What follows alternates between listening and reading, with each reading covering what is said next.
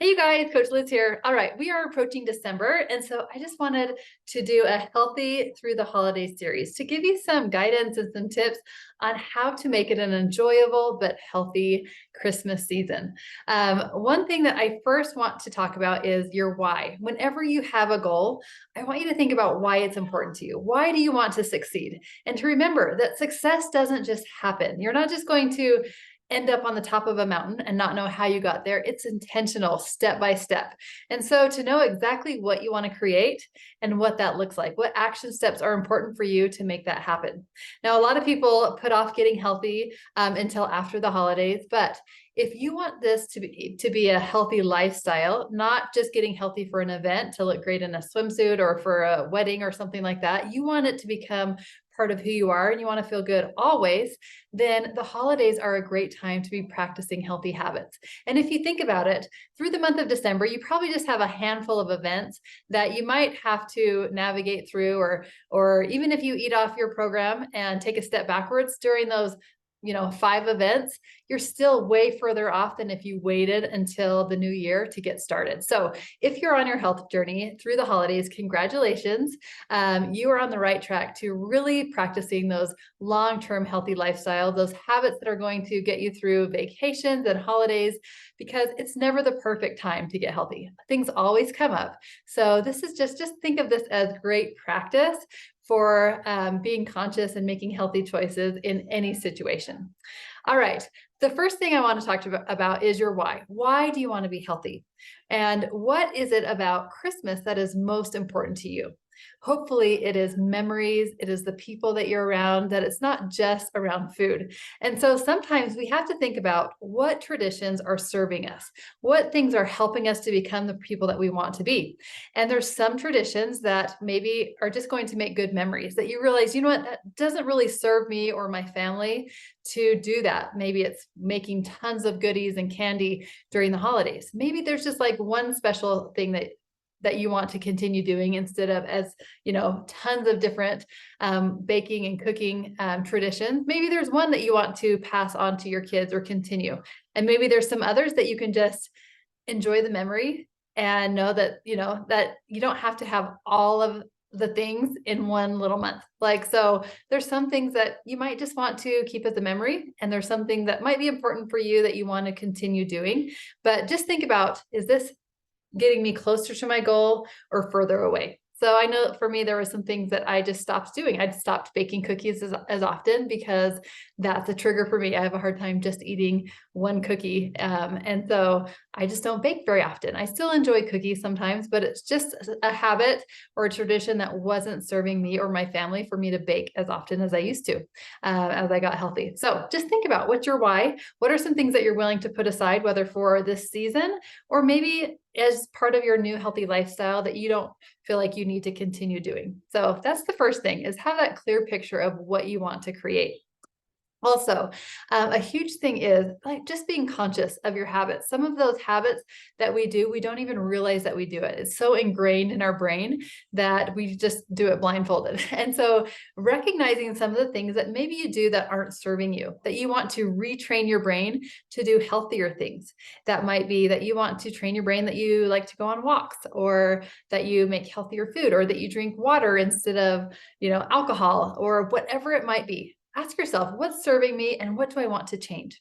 And one thing that Dr. Anderson really encourages is tracking. If you want to have success in a certain area, you have to track it. It just won't happen automatically. So in element 13 in the life book, Dr. Anderson talks about tracking and the importance of tracking when you have a goal.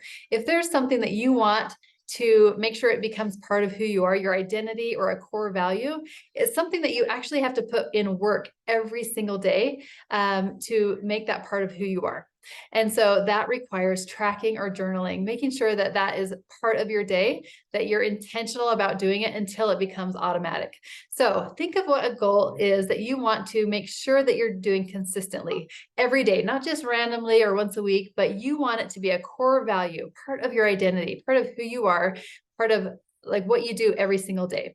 So as you think about your habits, your nutrition, your exercise, your sleep, your mindset, and your hydration, all of those things, what's an area that you want to improve on? So pick a few goals that you feel like would move you forward with your health goals, and then track it. So Dr. Anderson really encourages journaling. Grab a journal, and every day, you don't have to write much in it. It could just take 1 minute, really.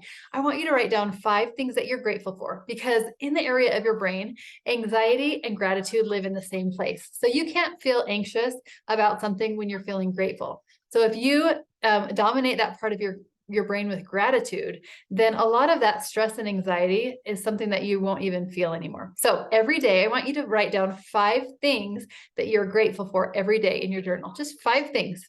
This can be right when you wake up is a great time to do that, or right before you go to bed. So 5 things that you're grateful for.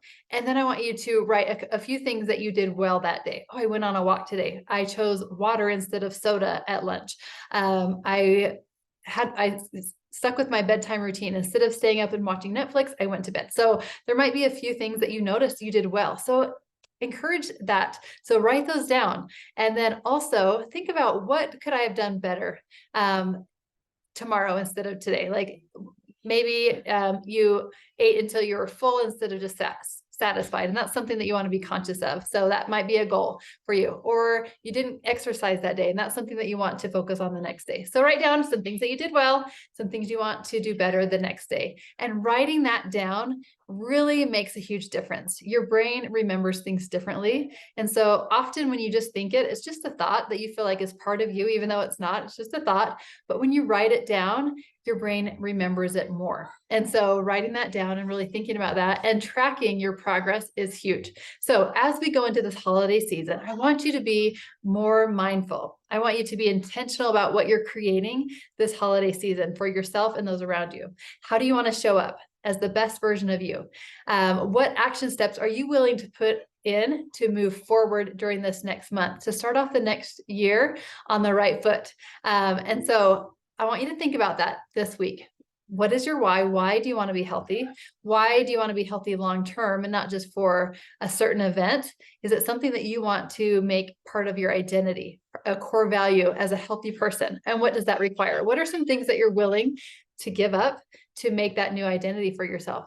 And are you willing to track your progress? Are you willing to grab a notebook? It doesn't have to be fancy, just a notebook, and become conscious of the things that you're doing and the things that you want to do better. That is the first step to making something a lasting change, is be intentional, become conscious of your thoughts and your actions, and put that plan in action. Instead of just having it a dream, get an action plan. So that is our first step in our holiday success plan, is being intentional. So that's my goal for you. Check out element 13 in your life book about tracking. And I would love to see your journal, what you're doing for your journal, and share something that you're grateful for. Don't just write it down, but share with other people. And pretty soon you're going to be looking for those things. They're going to start popping out, things that you're grateful for, and you can really flip the switch in your mindset.